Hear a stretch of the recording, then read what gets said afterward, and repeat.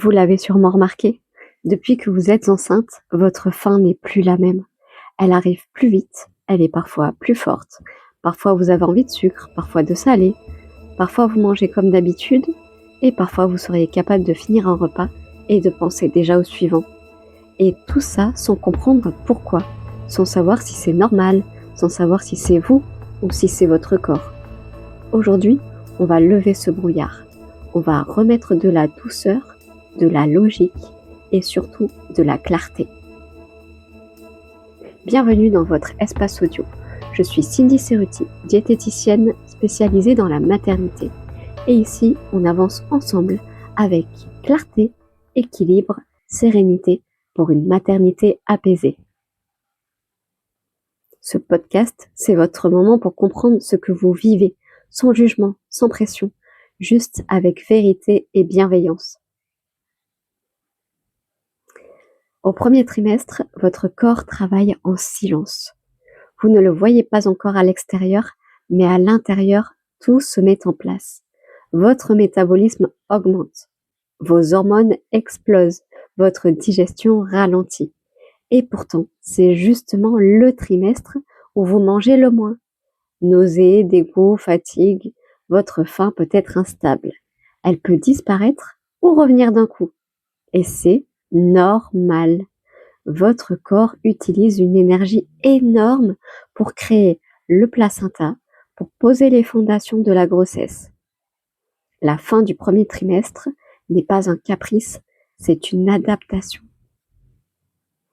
Au deuxième trimestre, l'appétit revient, et pour une bonne raison.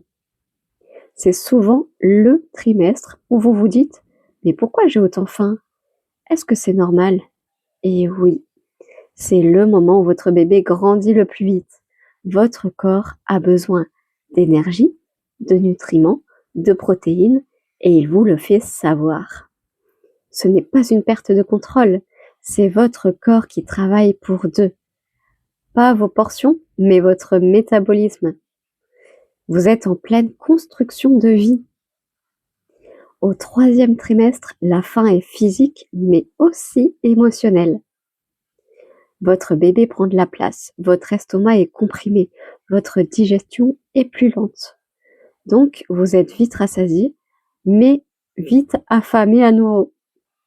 Ajoutez à ça la fatigue, le stress de l'arrivée de bébé, les nuits difficiles, et oui, votre cerveau va chercher du réconfort, surtout en fin de journée.